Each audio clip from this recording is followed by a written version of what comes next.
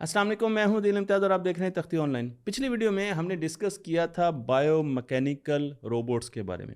ऐसे रोबोट्स जिनके कुछ हिस्से मैकेनिकल, इलेक्ट्रिकल थे और कुछ हिस्से बायोलॉजिकल फॉर्म से आए थे। उनमें हमने हार्ट के टिश्यूज़ इस्तेमाल किए थे, मोटर्स की बजाय, पिस्टन्स की बजाय, ताकि हम उनको मूवमेंट दे सकें। इस इरा के जितने भी रोबोट्स थे इनको बायोमैकेनिकल रोबोट्स कहा जाता है। लेकिन इंसान का या लिविंग थिंग के सेल्स इससे बहुत बड़ी चीज़ है। सेल्स में सिर्फ मूवमेंट ही नहीं होती बल्कि सेल में बहुत सी और खसूसियात भी होती हैं। उनकी अपनी बायोकेमिस्ट्री होती है, उनका अपना बिहेवियर होता है। वो सेलुलर लेवल पर छोटी छोटी मशीन्स होती हैं। अगर हमने बायोलॉजिकल फॉर्म के ही रोबोट्स बनाने हैं और उसमें मैकेनिकल पार्ट्स का इस्तेमाल नहीं करना या किसी भी ऐसे पार्ट का इस्तेमाल नहीं करना जो कि हमें बाहर से लाना पड़े, तो हमें सेलुलर रोबोट्स बनाने पड़ेंगे। ये रोबोट्स हमारे आज के रोबोट से काफ़ी मुख्तलिफ होंगे, इनकी शक्लें बिल्कुल डिफरेंट होंगी, क्योंकि हमने आज तक जितनी भी फिल्मों में रोबोट्स देखे हैं वो ज़्यादातर मैकेनिकल रोबोट्स हैं और उनकी शक्लें बिल्कुल वैसी ही होती हैं जैसे कि अमूमन इंसानों की होती हैं। लेकिन जब हम सेलुलर लेवल पर जाएंगे और रोबोट्स बनाएंगे तो वो रोबोट बहुत ही मुख्तलिफ शक्ल के होंगे।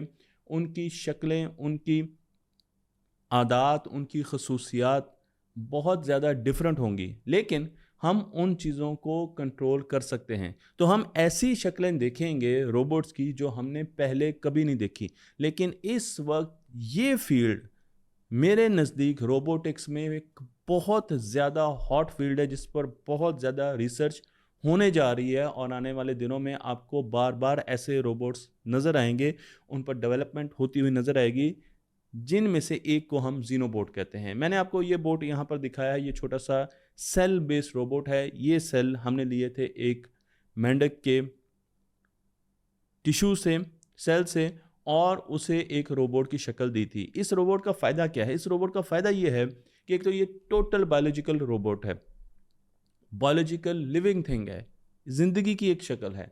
लेकिन इसको कोई बाहर से सिग्नल नहीं चाहिए, इसको ना प्रेशर का सिग्नल चाहिए, ना इसको वोल्टेज का स्टिमुलस चाहिए, ना करंट का स्टिमुलस चाहिए। इसे किसी किस्म के एक्सटर्नल कमांड की ज़रूरत नहीं है कि इसने क्या करना है। ये खुद डिसाइड करेगा कि इसने क्या करना है, जिस तरीके से हम खुद डिसाइड करते हैं कि हमने क्या करना है। और उसके साथ साथ इसके अंदर किसी किस्म की कोई चिप नहीं लगी होगी छोटी, कोई आर्टिफिशियल कंपोनेंट नहीं होगा जो रोशनी के पीछे इसको लेके जा रहा है, जो इलेक्ट्रिक करंट के पीछे इसको लेके जा रहा है। ये टोटल बायोलॉजिकल फॉर्म का रोबोट होगा जो कि मैं आपको यहाँ पर दिखा रहा हूँ। इसे बनाया कैसे जाएगा? इसे बनाने के लिए हम चलते हैं मेंढक के पास, और इस मेंढक से, जीनोपस जिसकी बात हमने पिछली वीडियो में भी की थी, इस मेंढक से, उसके एम्ब्रियो से हम स्टेम सेल्स लेंगे। तो जब फ्रॉग सेल्स आर फर्टिलाइज्ड, जब वो फर्टिलाइज हो जाते हैं तो हम उसके स्टेम सेल्स ले लेते हैं। अब स्टेम सेल्स के डिफरेंट फंक्शन होते हैं। स्टेम सेल्स समझ लें कि एक बेसिक फॉर्म होती है सेल्स की जो कि आगे जाकर नर्वस सिस्टम भी बनाते हैं इंसान का या जानवरों का, वो मसल्स भी बनाते हैं, वो ब्लड बनाते हैं, ब्लड के सेल्स बनाते हैं, वो वेसल्स बनाते हैं, वो ऑर्गन्स बनाते हैं। तो जितनी चीज़ें भी आपको नज़र आ रही हैं एम्ब्रियो में, उसकी जो स्टेम सेल्स में आपको नज़र आ रही हैं, उनके रंगों से और उनके लेबल से आपको पता चला कि ये सेल्स क्या क्या चीज़ें बनाने जा रहे हैं। स्टेम सेल्स मुख्तलिफ फॉर्म्स लेते हैं और हम इन सेल्स का इस्तेमाल करते हुए ही अपने रोबोट को रीशेप करने जा रहे हैं और इसे मुख्तलिफ फॉर्म देने जा रहे हैं। ये काम हम कैसे करेंगे? इस काम को करने के लिए तो इंसान फोरसेप्स का इस्तेमाल करेंगे और माइक्रोस्कोप का इस्तेमाल करेंगे और स्टेम सेल्स को एक दूसरे से अलग करेंगे, कुछ को करीब लाएंगे, उनको टोटल चेंज करेंगे, कुछ स्टेम सेल्स को आपस में ग्लू करेंगे, कुछ को अलग कर देंगे। हम टोटल उनकी इंजीनियरिंग करने जा रहे हैं। लेकिन जो फॉर्म हमें नज़र आएगी, जो कि आपको यहाँ पर स्फेरिकल शेप में फॉर्म नज़र आ रही है, इसे पहले लैब में बनाने से हम कंप्यूटर पर बनाएंगे। हम देखेंगे कि जो फॉर्म हम लेकर जा रहे हैं, जिसमें हमने कुछ हार्ट के सेल लगा दिए, कुछ स्किन के सेल लगा दिए, कुछ किडनी के सेल लगा दिए, क्या वो एक रोबोट बन सकता है? और वो रोबोट क्या वो काम कर सकता है जो हम उससे करवाना चाह रहे हैं? तो मैं आपको यहाँ पर एक सॉफ्टवेयर की तरफ लेके चलता हूँ जिसे कहा जाता है वॉक्स कार्ड। वॉक्स कार्ड एक ऐसा आर्टिफिशियल इंटेलिजेंस पर बेस्ड किया हुआ सॉफ्टवेयर है जो कि वॉक्सेल्स लेता है। अगर आप उन वॉक्सेल को देखें तो छोटे छोटे क्यूब्स हैं, ये एक स्टेम सेल है और वो इन वॉक्सेल के ज़रिए मुख्तलिफ शक्लें बनाता है और फिर वो ये देखता है कि ये जो शक्लें हैं जो उसने बनाई हैं उस एटमॉस्फेयर में, सॉफ्टवेयर के एटमॉस्फेयर में, जिसमें हमने ग्रेविटी को भी जहन में रखा है, हमने फ्रिक्शन को भी रखा है, हमने लिक्विड फिजिक्स को भी रखा है, हमने सरफेस टेंशन को, और सारे फिजिकल लॉज उसके अंदर होल्ड होते हैं। वहाँ पर ये जो हमने एक प्रोटोटाइप बनाई है, छोटी सी लिविंग थिंग है, जिसमें मुख्तलिफ स्टेम सेल्स को हमने जोड़ा है क्यूब की शक्ल में, जिन्हें हम वॉक्सल कहते हैं।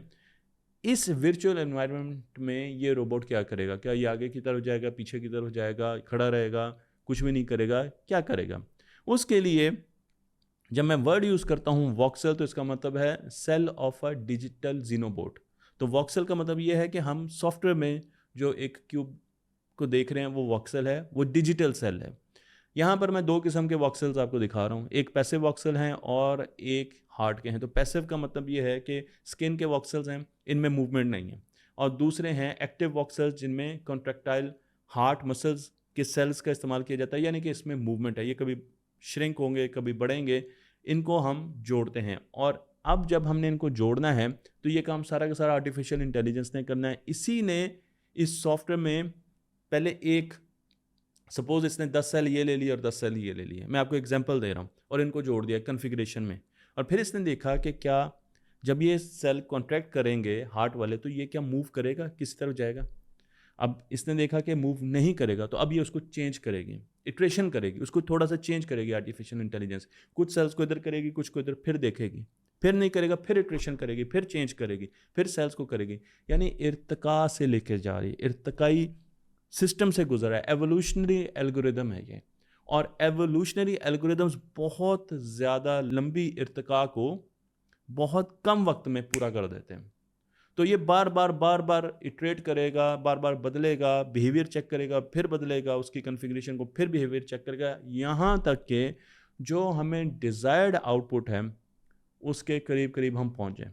तो मैं आपको यहाँ पर एक इनिशियल डिज़ाइन दिखा रहा हूँ जो कि आपको सॉफ्टवेयर में भी नज़र आ रहा है, और फिर जब उसके फिज़िकली बनाया गया, क्योंकि जब सॉफ्टवेयर हमें वो डिज़ाइन दे देता है तो फिर जाके हम लैब में उसी तरीके से सेल्स को कॉन्फ़िगर करते हैं, एक दूसरे के करीब लाते हैं।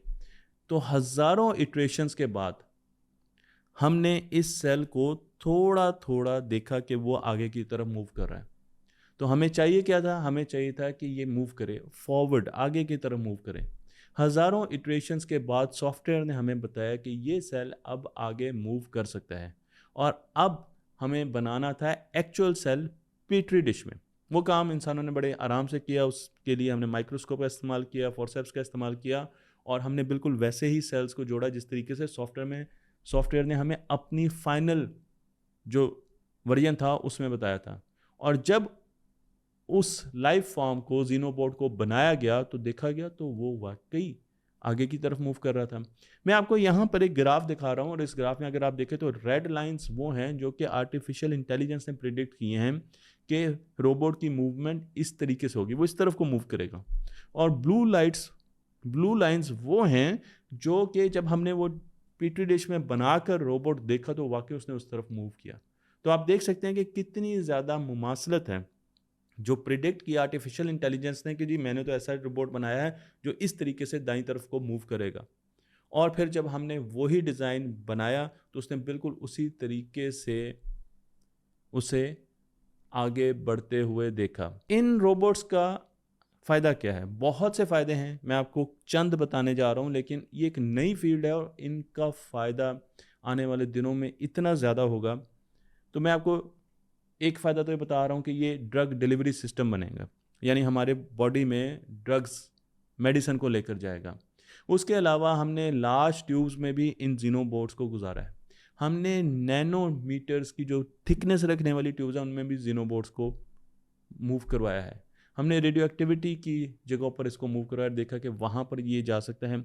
हमने इंसान की आर्टरीज़ में इनको मूव करवाया कि क्या ये वहाँ पर जाकर डिलीवरी कर सकते हैं, ड्रग की, दवाई की डिलीवरी कर सकते हैं। ये हमारी एनवायरनमेंट के लिए बेहतरी लाएंगे और हमारी पोल्यूशन जो ऊपर है उसे साफ़ करने की कोशिश करेंगे, क्योंकि हमने ऐसी कॉन्फ़िगरेशंस बना ली हैं जिसमें ये मुख्तलिफ़ किस्म की मूवमेंट कर सकते हैं और हमें पता है कि ये कौन सी मूवमेंट करेंगे। मसलन ये सर्कल में घूम सकते हैं, तो ये समंदरों से चीज़ें इकट्ठी कर सकते हैं, गार्बेज इकट्ठा कर सकते हैं, ये एटमॉस्फेयर से गार्बेज इकट्ठा कर सकते हैं, ये ब्लड से गार्बेज इकट्ठा कर सकते हैं।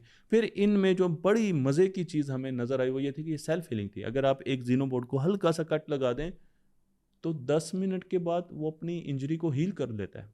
ये खसूसियत सिर्फ़ और सिर्फ जानदारों में है कि वो अपने ज़ख़म को हील कर लेते हैं।